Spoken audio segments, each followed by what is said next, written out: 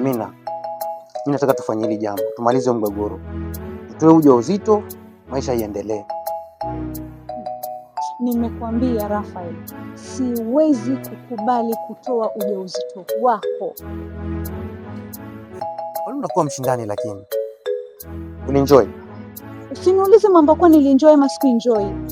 Nilienjoy, ulienjoy. Sawa. Matokeo yametokea. Tunatoa ujauzito. Upende nimekwambia sitoi. Kwani wewe si baba mtoto? Sijakataa, mimi ndio baba mtoto ni sawa. Lakini kwa nini unakataa tutoe ujauzito? Mimi siko tayari. Angalia katika muonekano nilionao. Kwa hiyo wewe hauko tayari kuitwa baba, lakini kufanya kitendo ulikuwa tayari.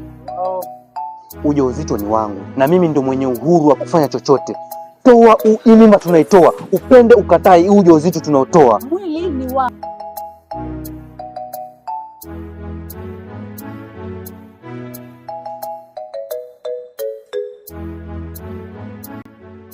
Nikidadi, umeiona sasa faida ya tamu ya shirika? Nimekusikia, nimesikia maneno yenu yote. Wakati kama mtoto ambaye kusoma dina,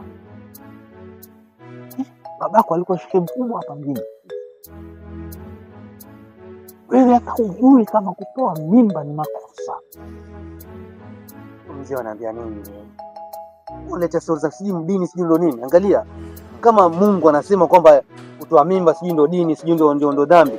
Mungu huyo ndo alisema kwamba kuzini pia ni dhambi. Sasa kama kuzini ni dhambi, basi kutoa mimba pia ni dhambi. Kwa hiyo yote mimi naona sawa tu. Ujauzito tunaotoa. Wewe songa hapa. Wewe unaambia nini wewe? Tulia wewe. Niache. Asema nini huyu? Sija nikwambie mzee, ujauzito kama ni wangu mimi, huu unatoka. Lakini kama mimi sio wangu, si utambui mimi. Wewe unaambia story gani wewe?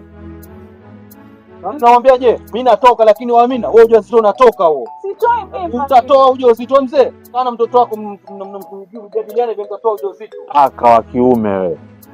Wewe utanitambua mimi nakwambia. Utanitambua ndio ujue mimi ni nani. Kaka, mimi nikwambie kitu.